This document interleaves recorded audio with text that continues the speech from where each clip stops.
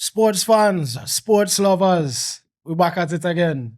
And we got all three of us in the house today. Welcome back to another episode of Global Sports from a Caribbean perspective. I am one of your hosts, Bongo Prime. I got to my left, Shaba. and I got to my right. Dubs. And we're here to bring you the best takes, the best leagues, the best games, the best players, all right here in one place. Wasting no time at all, 'cause we got a lot of things to talk about. We want to start things off with a little shout out to the past, as usual. We take you to this day in history. That's what you got for me today. So this day in history, which is the 18th of February in 2001, the 43rd Daytona 500, Michael Waltrip wins a tragic race. Last lap crash claims the life of Dale Earnhardt, prompting sports to implement new safety procedures. Also in this day in history, it's the birthday of Baggio, Claude McAlady, Hey. and Gary Neville. So happy Hey. birthday to those legends, all legends in their own right. And that was a day in history, February 18th. All right. So let me get right into things. And it's a good day for football. Clearly, I mean, Baggio, Makalele, Gary Neville. Speaking of Gary Neville, let me go to La Liga. If you know, you know. If you know, you know. If you know, you know. Kicking things off in La Liga and leading. We got a new leader, man. Real Madrid 4, Real Sociedad 1. Real Madrid leapfrogging Barcelona to go, well, at the time of the game, temporarily top of La Liga, but it's now confirmed that they are top of La Liga. Vinicius Jr., a name that's definitely in the headlines right now, albeit for, some things that we'll talk about a bit later, scored 2 penalties in a 4-1 win over Real Sociedad. They are ahead of the Blaugrana, who had to make their trip to Girona, and we know how that went, but we'll get to that. Vinny Wanan converted both of his penalties. Gonzalo Garcia scored a wonderful goal from a nice Trent Arnold assist, having a really good resurgence after his injury. Fede Valverde scored a Fede Valverde, if you know what I'm talking about. Oyarzabal made it 1-1, but Lariel were obviously overpowered by Madrid. That's now 5 wins in a row. Sharp. Yeah, it's really nice to see us playing some consistent stuff and keeping things simple. Strict 4-4-2. Vinicius and Gonzalo played up front, played very well together. Midfield 4 of Camavinga, Chouameni, and Fede Valverde, now that he's back in midfield following Trent's return, really seems to have brought some balance to the way we attack, not just on the left hand side. We're playing more on the right hand side more. The percentages show that as well. So it's great to have Trent back. Long may he stay fit because his distribution from the back, simple little point A to point B passes have helped our build up tremendously. And also having Rudiger back is a plus, and he seems to be in good form. And Militao is also on the grass running, so things are looking up. Looking up so far. Definitely looking up, but technically right now, looking back at the former leaders, Barcelona, Girona 2, Barcelona 1. Beltran netted an 86-minute winner. Barca missed the chance to return to the top of La Liga, slipping to a 2-1 defeat away to 10-men Girona on Monday. The spoils looked like they were going to be shared a point apiece after Thomas Lemar had cancelled out the opener from Pau Kubasi. Also need to mention that Lamine Yamal had missed a penalty in the first half that probably proved crucial. No other team has more missed penalties than Barcelona in La Liga this season. That's 3 out of 7, level with Valencia, who are 3 from 5. Stop me.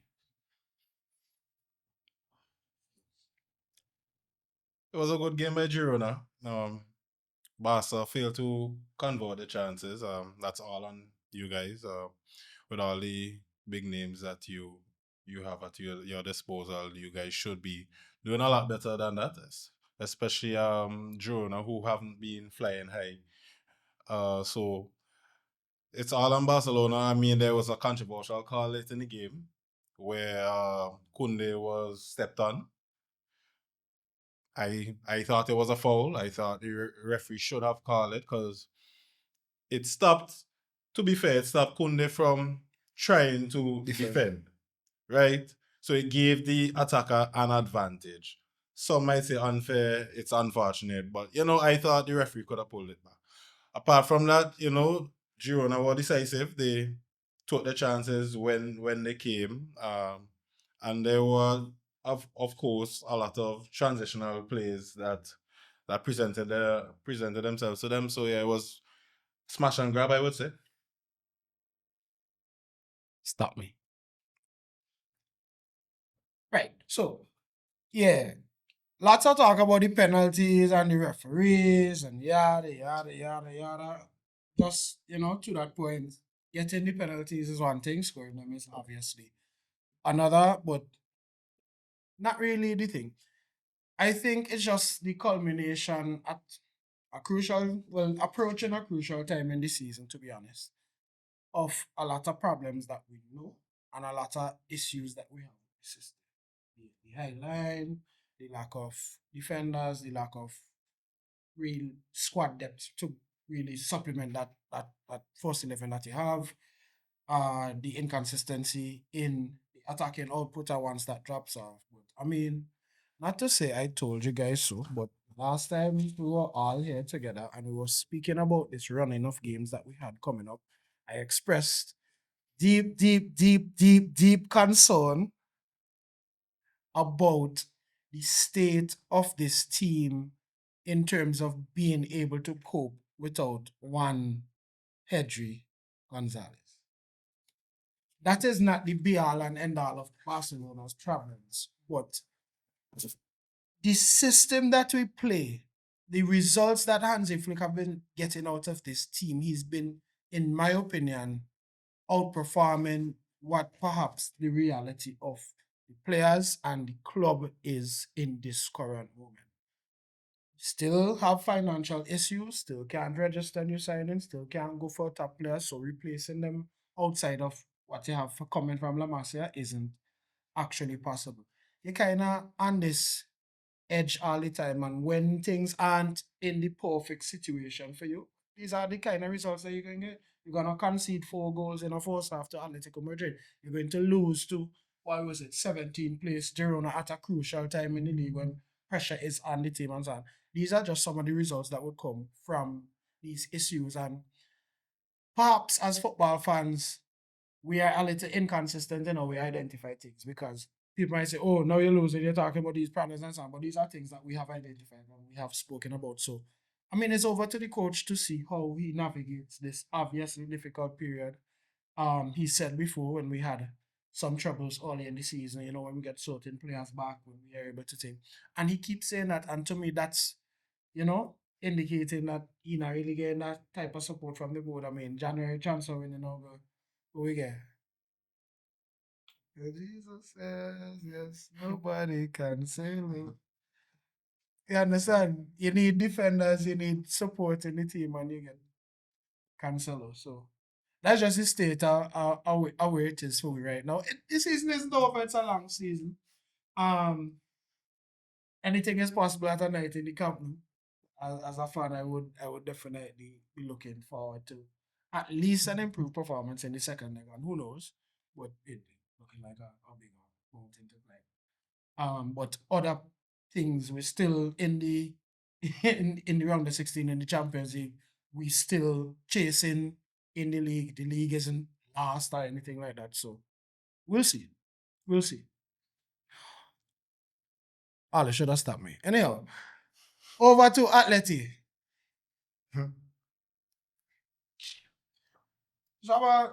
Atleti slipped to back-to-back La Liga defeats as 2 quick-fire goals at the end of the first half contributed to them losing 3-0 away at Rayo Vallecano.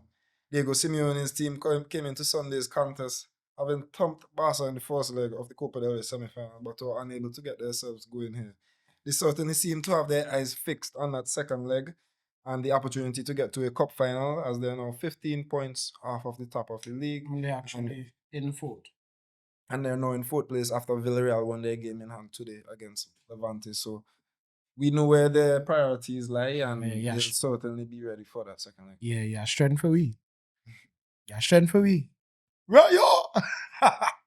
Yeah, a little consolation, you know. Solace for me. They had a rough. It's been a rough week. The La Liga table now stands Real Madrid, top of the table, 60 points. Barcelona chasing 58. Villarreal, 10 points behind in 48. And Atletico Madrid, 3 points behind them on 45. Villarreal played their game in hand. They won 1-0, so that's why they have leapfrogged Atleti. That was today. You must have. That's all right for Spain. We're gonna head over to another league, and another league leaders change over to France.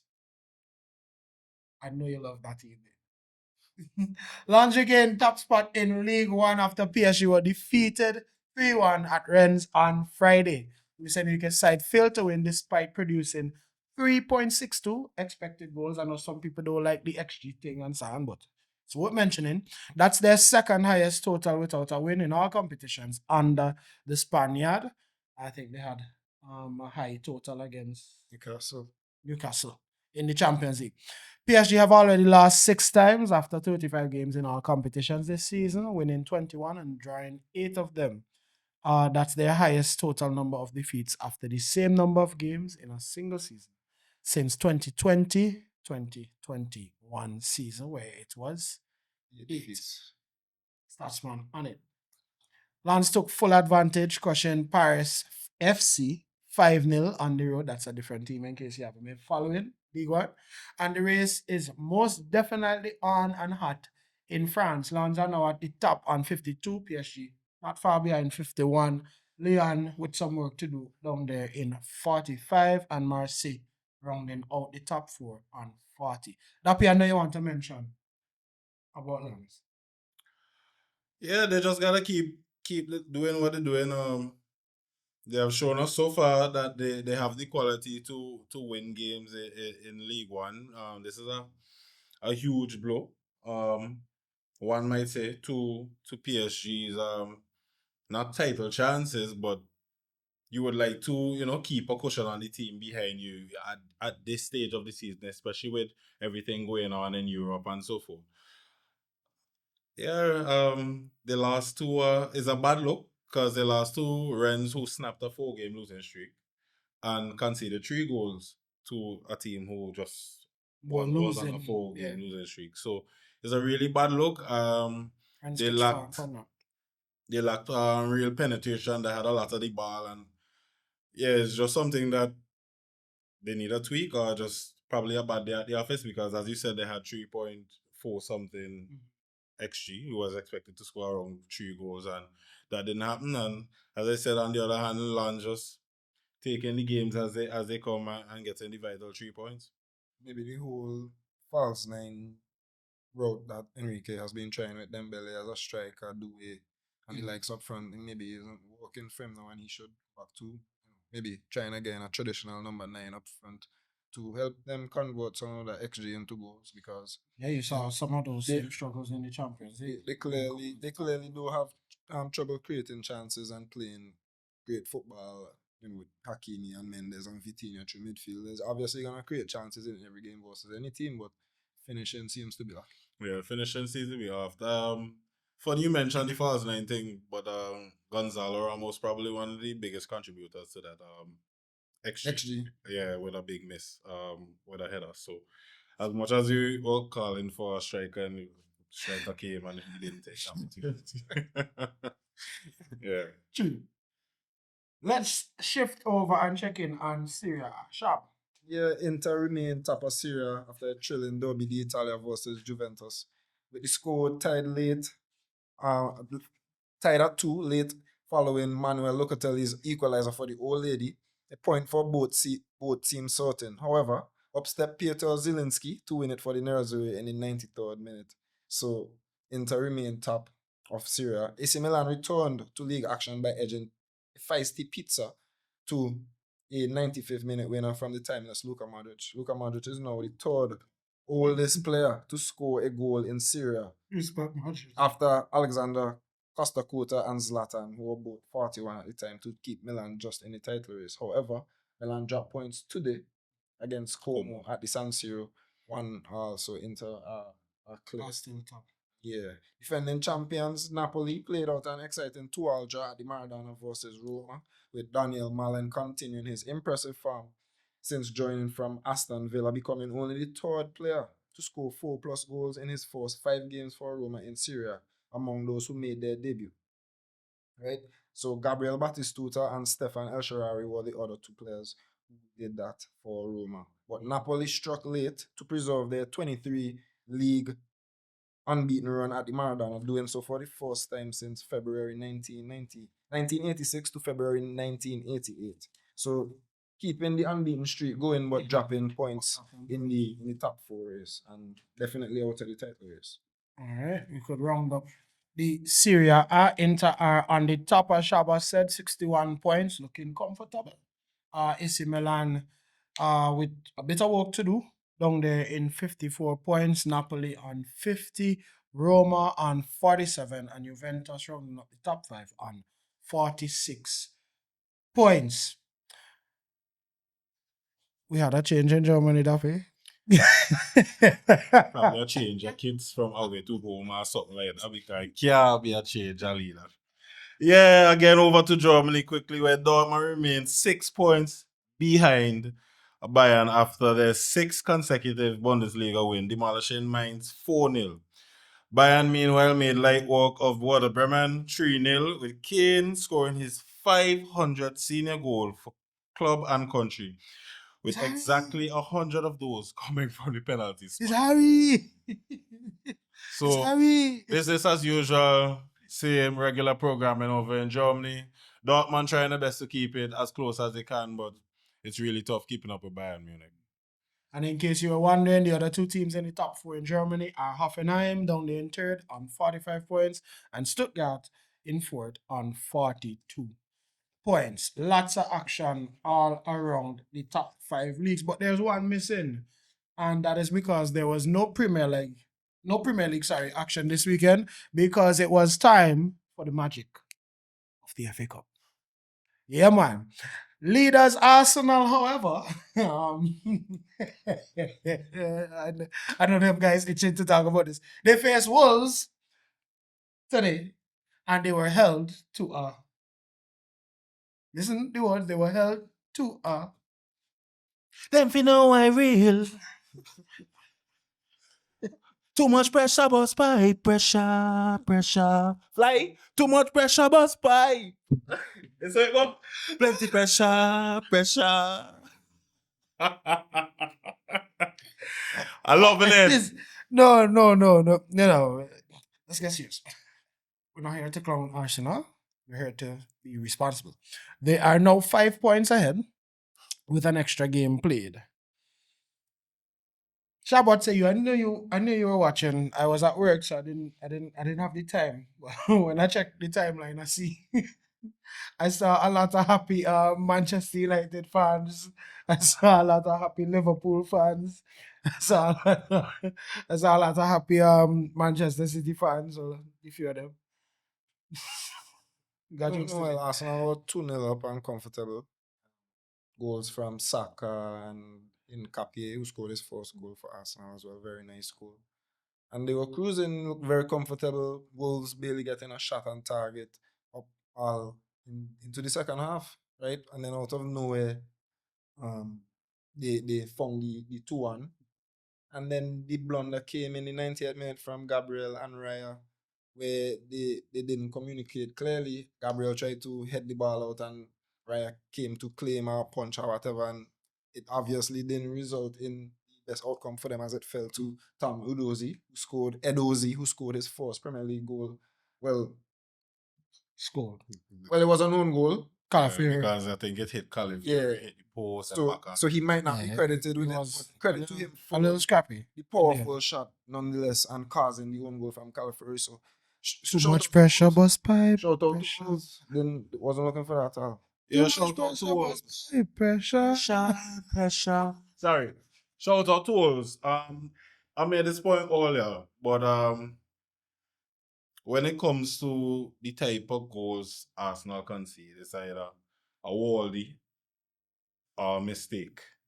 Because and this has many first time where Zubimendi earlier, Gabriel earlier in the season, there has been some sort of lack of concentration where mistake comes and opportunity presents itself and someone takes the opportunity. Right? This is the only way it really looking like you could either take points off of them or defeat them. Apart from that, they kinda looking like champions. You have to be serious. They kinda looking like champions, right? But Like we at said- this moment in time, in the last 3 games, especially having a two goal advantage, I don't know. David Raya is the best goalkeeper in the league. I don't know if he didn't have vision of the ball, but it didn't even look like he attempted to, try to save it.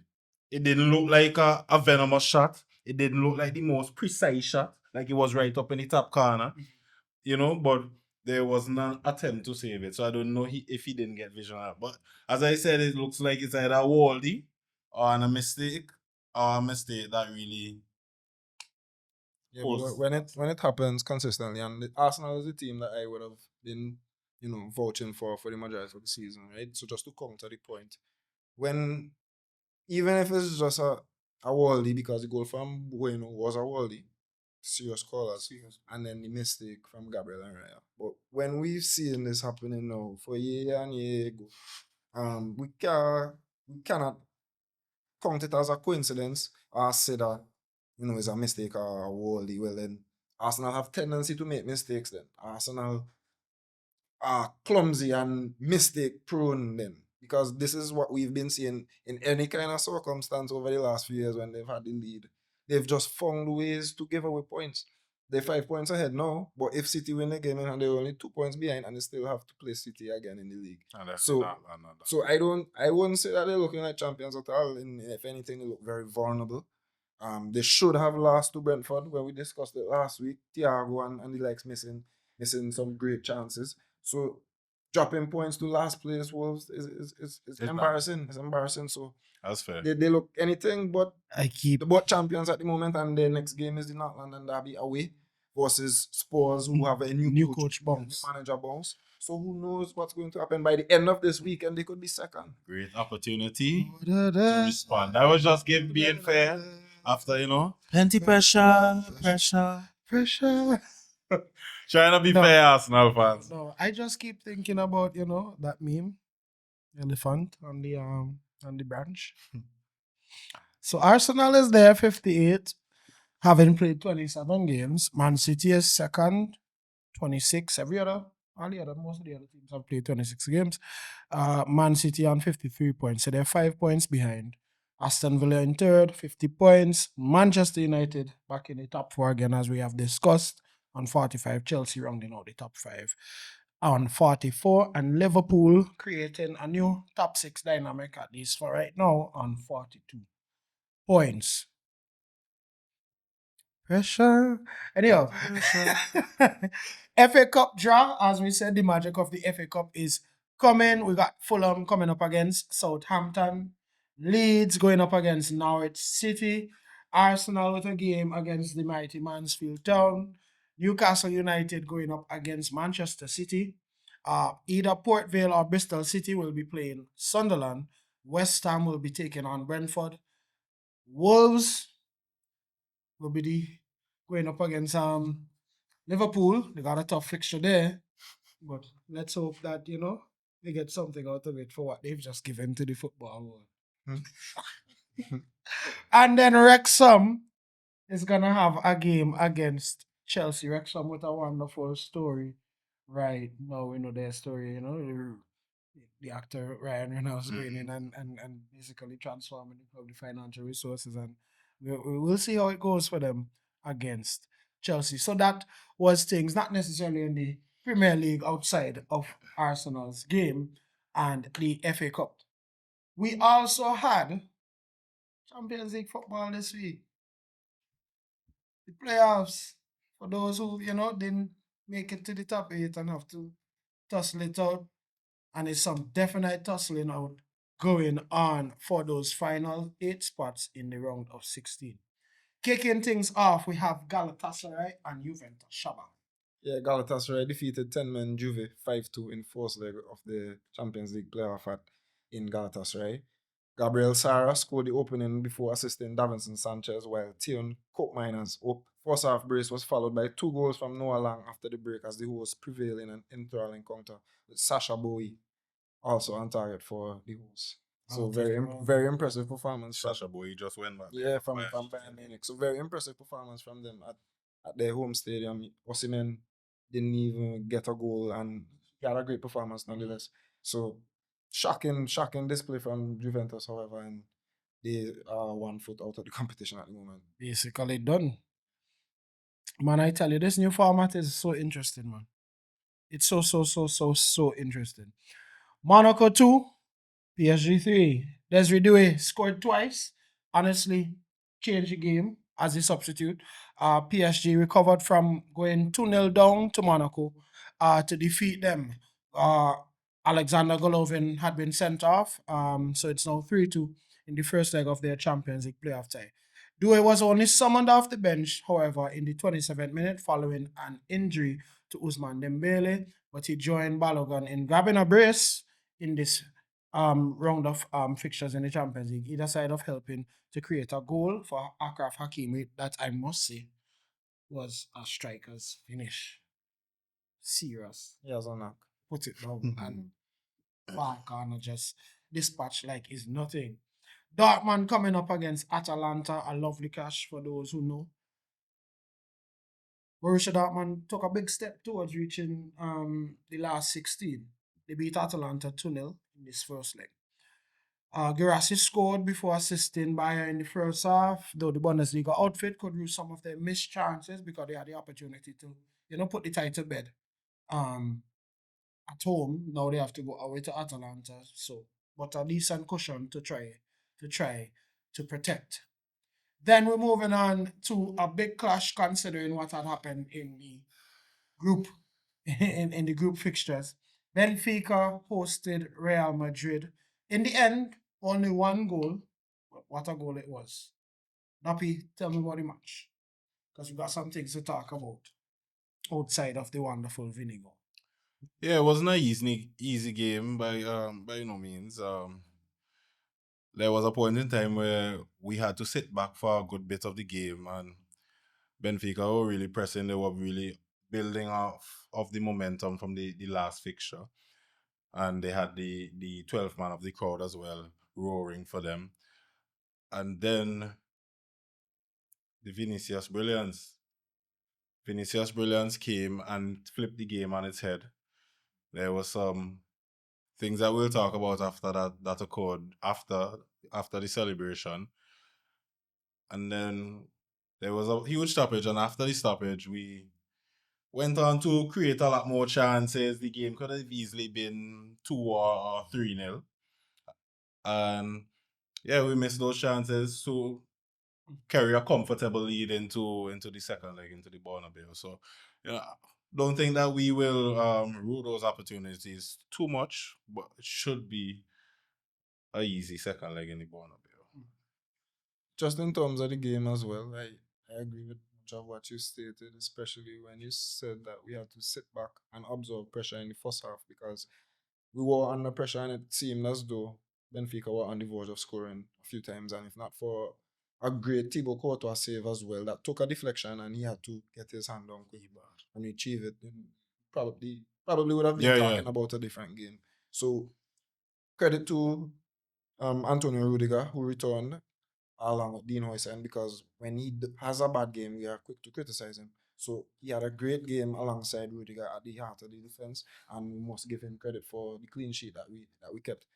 From then, after we started to play, especially at the end of the first half, the last 10-15 minutes of the first half is some of the best football I've seen. We play some real quick interchanges. There was one when Vinicius flicked it back for Mbappe and he skied it. A few other chances that Mbappe squandered that he would usually take. So positive signs in terms of the football that we're playing, in my opinion. Vinicius is back seeming to be getting back to the kind of form that he should be playing at. Being the sidekick to Mbappe and not always having to depend on Mbappe to score.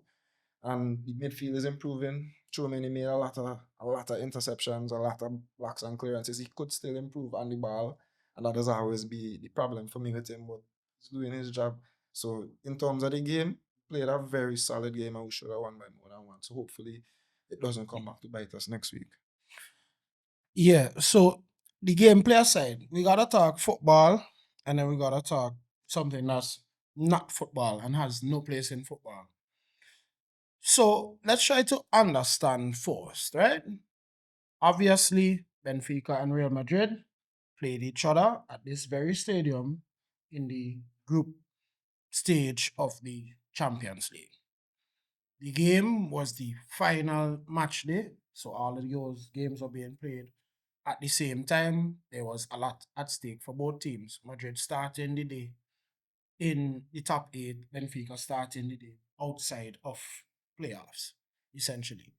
The game going the way that it went dramatically in the final minute, goalkeeper scoring, that goal that he scored didn't necessarily take Madrid the out of the top 8. Losing the game overall did that, but that would have already been confirmed. But what that goal did is set up this game.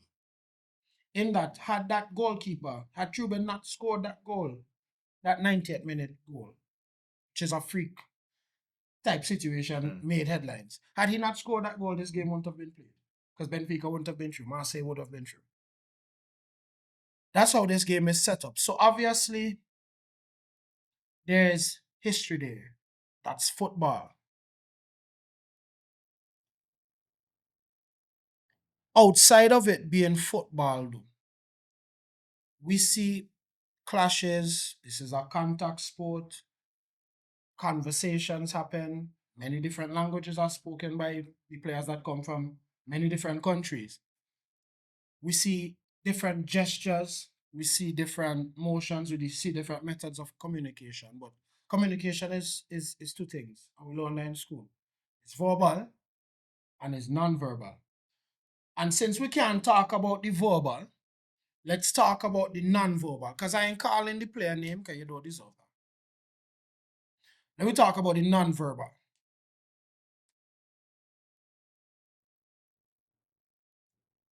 Body language tells you a lot in a situation. And the body language of the person that put the shirt over the mouth and the body language of the person that they were obviously communicating with at the time tells you all you need to know about the situation if you're a person that understands what we are talking about. And remember, we're talking about global sports from a Caribbean perspective. So this is me sharing our Caribbean perspective of this. We have no room, no space, no tolerance for racism in football at any level, on any platform, from anyone. Period.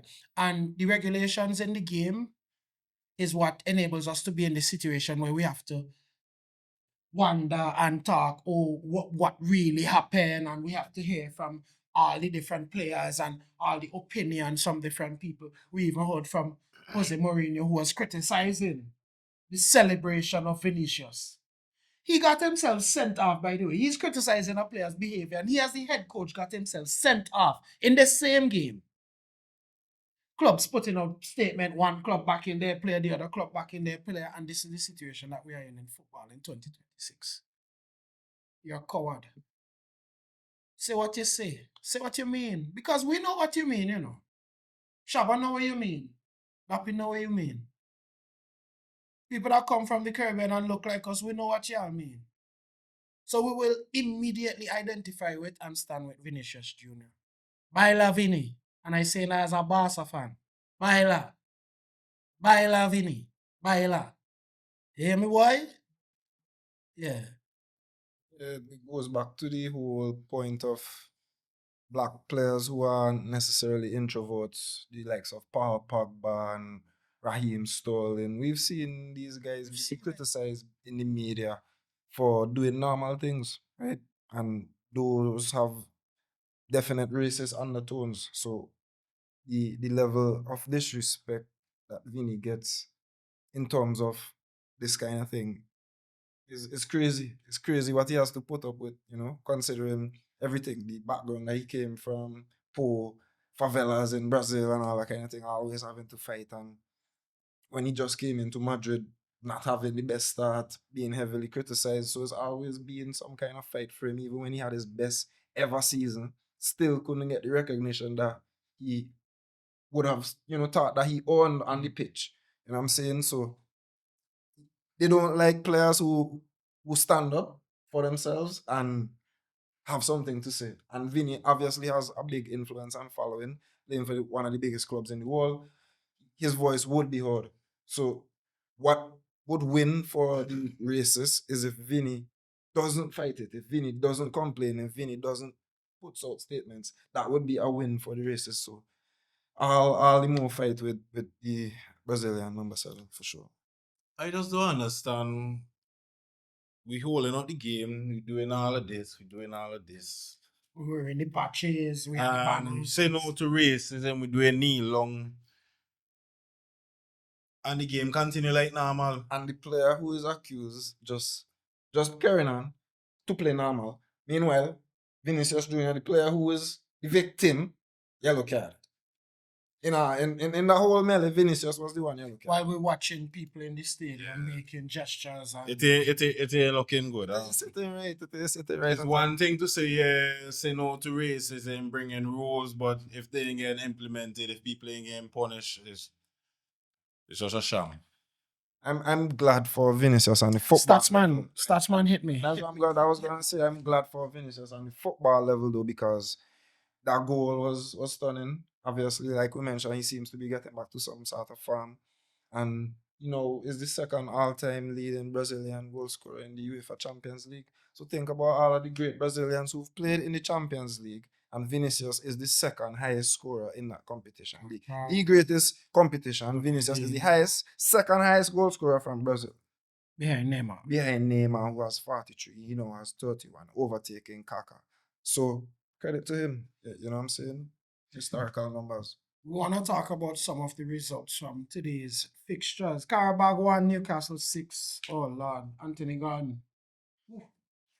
4 goals for Newcastle. They trashed Karabag in the Champions League playoff first leg. All 4 of his strikes came before the break, Very Atletico Madrid of him. With Malik Thea and Jacob Murphy also getting on the score sheet for the Magpies in Azerbaijan, while Elvin got a consolation goal for the host. That is Karabag 1, Newcastle 6. Another one of Dappy's favorites. Bodo, Bodo, Bodo, Bodo, Bodo, Wow. Bodo. Bodo 3, Inter Milan 1. Yeah, I still have beef with Real Inter, so take care. Bodo Glimt took a significant lead over after a stunning display saw them down Inter 3-1 in the first leg of their Champions League playoff at home. Casper Ho started for Bodo with 2 assists and a goal, which leaves the beaten 2025 finalists with work to do if they are to progress to the round of 16 next Tuesday. That's for me. Bodo. But really impressive from Bodo, Dappy, and like you said, probably we haven't been giving them as much credit as they deserve. Yeah, me especially sitting down and watching them. You watching the Champions League, you see the teams as the teams come out and then the groups, and you never looking at a Bodo Glimt as a team to come out of the group phase. And look at them flying high against all odds, Taking scalps. and Randy Art and stuff. Really and truly, they are taking out the legends. Inter Milan with all this prestige and history in Italy. Manchester City, who've done all this in modern times, and Atletico Madrid they went to the Metropolitan and did that. It's crazy to think about. And watching them play, they are technically sound players. Who and Haga, One hug. crazy ballers. They they've had some really clean finishes, and then some sweaty goals where you would just play it across the box, nobody in the goal, and just tap it home. So they have been really impressive, really organized, really solid, and let's see how they could pull it off in San Siro. They've done it in the Metropolitano. Let's see if they can pull it off in the San Siro. Oh, well, Atletico definitely have some work to do at the Metropolitano. If they want to get to the round of 16, Club Brugge 3, Atletico 3. So I'm talk about this team because Yeah, this is the second time. visit This is the this- second time that Club Brugge have faced Spanish opposition at home this season and drawn. 3-all they faced Barca earlier in the season. same thing. Had the same exact result. So Atletico actually had a 2-0 lead in this game after Alvarez and an own goal just before halftime. I think they credited to Lookman here. right? And they seem to be cruising, and just like Arsenal, but they let their guard down as soon as the second half started. We were on the attack. We were on the attack in the first half as well and missed a few gilt-edged chances. So they just continued their momentum into the second half and were deservedly, level. They scored their own goal as well, Club Brugge. A comical own goal. You know what I'm saying? The defender had the opportunity to even control the ball and clear. Right, but he stabbed it into his own net. Well, if you see a finish, He stabbed it into his own net. Good goal, my buddy. Good goal. Don't Don't study them. Good goal, my buddy. But the late goal, definitely was a sting in Atleti's tail, and they'll have their work cut out for them because Club Brugge is a serious attacking team. I like how Atleti is proving to me that they can concede, but with 3 wouldn't be enough. Rayo gave them 3, Bruges gave them 3, but we probably need 5 of those. just a shout out to Bruges. They've gone 6 matches unbeaten against Spanish sides, so they are no walkover. Not happy to be a part of that stat, but at least we ain't get shelled though. Not too bad. Rounding out the Champions League playoffs, Olympiacos were defeated by Leverkusen 2-0. Patrick Schick's double helped Bayer Leverkusen defeat Olympiacos in this first leg. He scored twice in the space of 3 second-half minutes to steal a vital victory on the road, which was also their first ever away win in the knockout rounds of the competition. Not even nothing. It's a false win. That's why they were called Leverkusen. You understand? But obviously, Xabi Alonso changing those fortunes. So it's going to be an exciting round. Exciting finish to the playoff rounds next week for sure. It's Certainly. crazy though, Bayer Leverkusen even have got to a Champions League final before. So for them to have never won a knockout leg away. Away. It's crazy. Yeah. It's crazy. So I'm gonna really fact check that when we finish. Well, Yeah, I heard it too. No? First ever And I wrote that down, yeah. It's crazy because they went to the Champions League final when Zidane. Mhm. but I have to tell you how strong. That's But that's probably how strong the home performances Oh, in them times. That's crazy. That's And crazy. there you go away and you I'm gonna go back. Remember those check days? those. No, check no, those. context. Exactly to know. In like, those the days, result. the aggregate rule is still in place, so you could All the away goals The aw- was in Yeah. at the time. right. So that's still They probably had dominant home performances as you right. mentioned. That's what I'm saying. Dapi, I want you to take the lead on this. We're moving over to the 2020, the T20 Cricket World Cup, boy. That is it for football. We want to play some cricket. And right now, the group stage of the 2026 T20 World Cup in India and Sri Lanka has concluded. The lineup for the Super 8s is set. What's going on? What just happened? What just happened? Oh boy, the biggest thing to Which is note, fine. the biggest thing to note is that favorites, or one of the What favorites, just happened?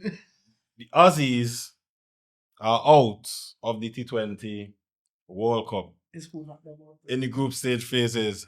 And they lost to Sri Lanka. We spoke about that. Convincing fashion. They lost to Sri Lanka, and it was unfortunate circumstances for them because the game between Ireland and Zimbabwe was washed out. So they shared the spoils, and I think that took Zimbabwe to 4 points. Australia on 2 points. Couldn't catch Zimbabwe. So right there and then they were out. Zimbabwe took their seeded Took their position spot. in the Super 8.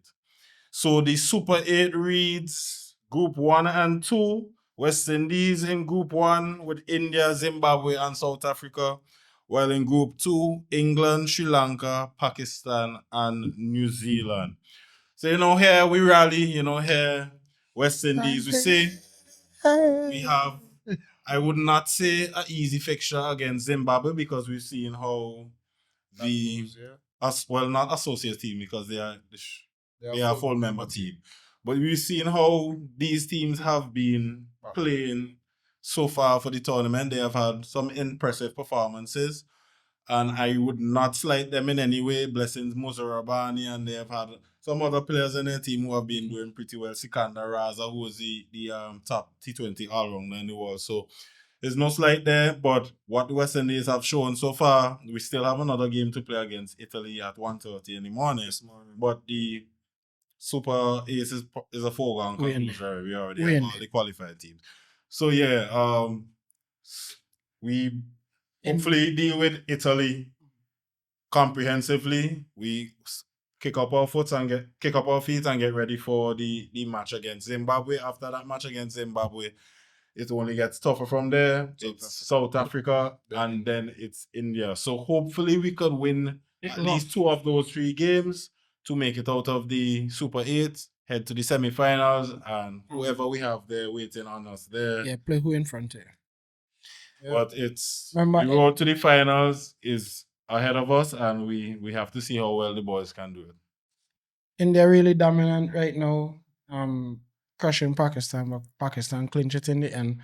You'd have to say the other side looking at least a little bit, Yeah, a little bit more favorable. I just want to touch on Australia because Australia was my pick for the entire tournament to win, and I guess we might have underestimated the absence of the experienced fast bowlers with Stark and Cummins and Hazelwood not being there. Certainly played a part because they were overpowered against Sri Lanka and same as well against Zimbabwe. So a very disappointing tournament from the Aussies, who are usually in and around the discussion for any cricket tournament anytime. So very, very surprising to see them going home in the group stage. And the West Indies, I would say that we should be a bit more optimistic of our chances, really and truly, because semi-final board? No, for the entire tournament. For the entire tournament, because as mentioned before, when we were previewing the tournament, the last time the T20 World Cup was in India, West Indies won it in India, right? So while the quality of players might not be the same from then, the mentality and at least the know-how is there as well, because we have some on-farm players right now.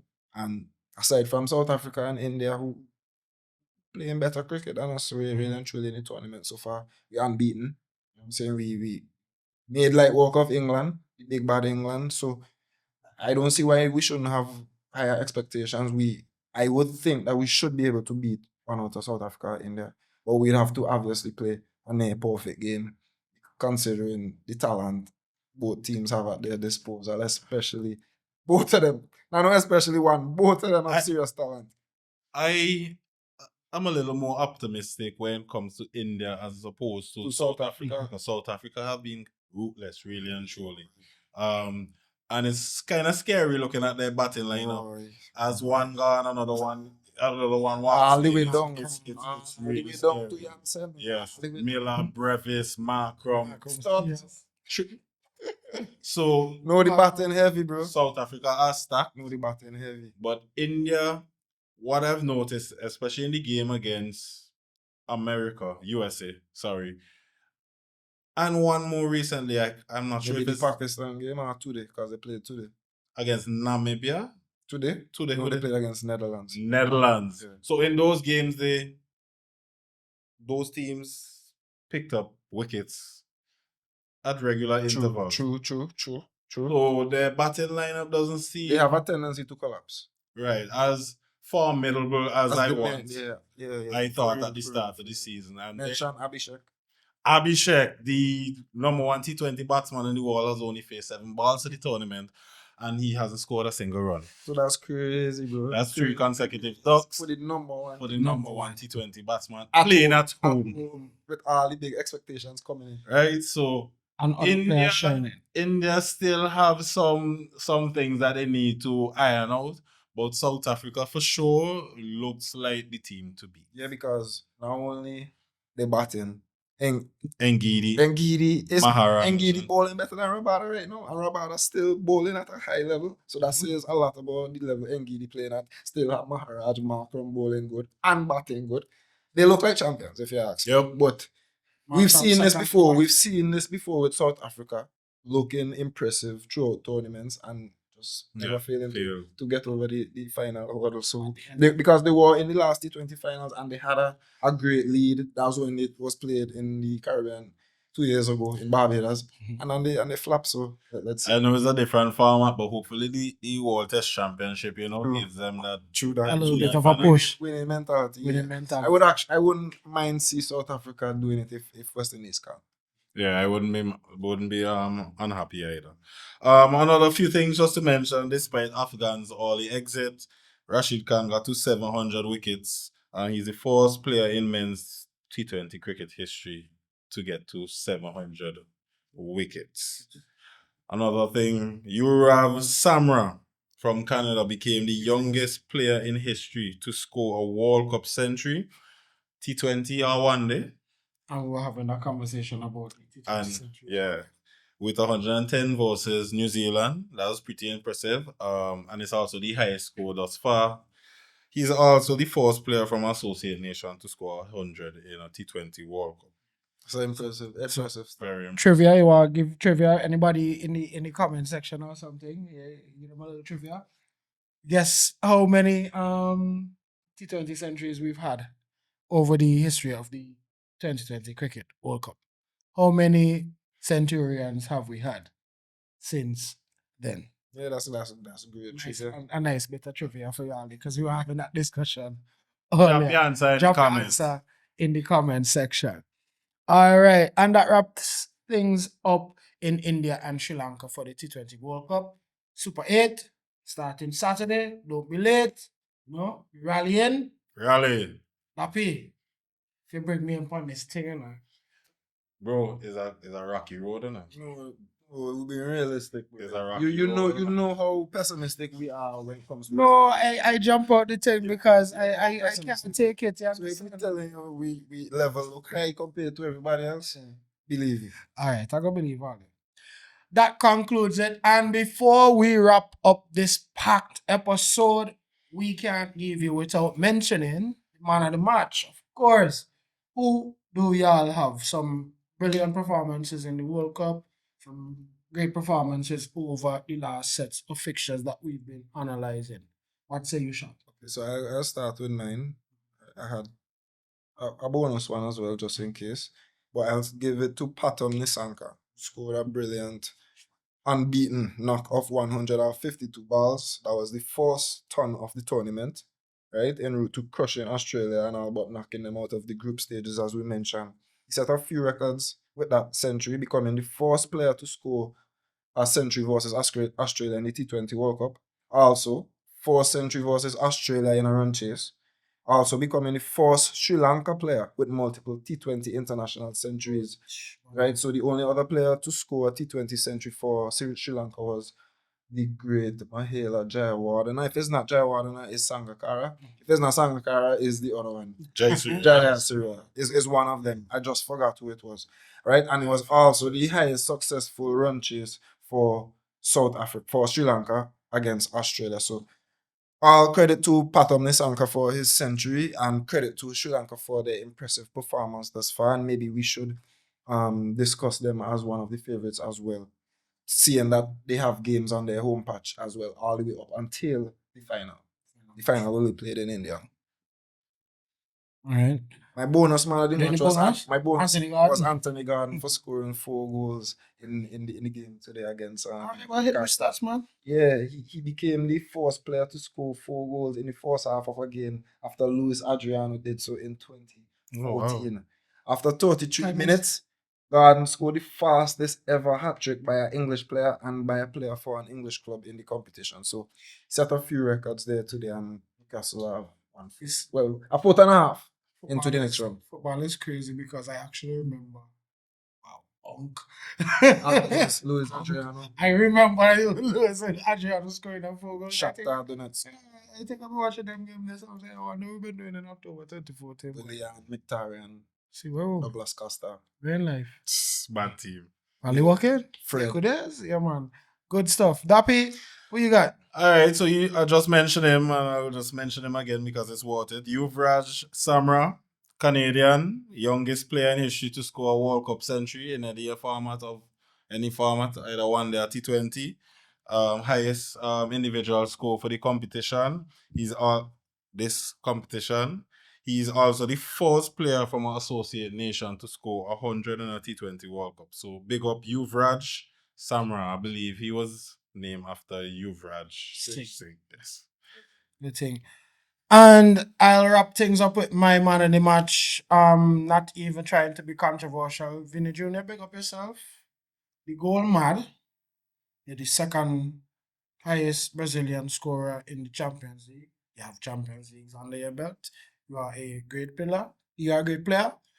And for the context of everything that is happening right now, we here at GSCP stand with you. Big up yourself. Big boy.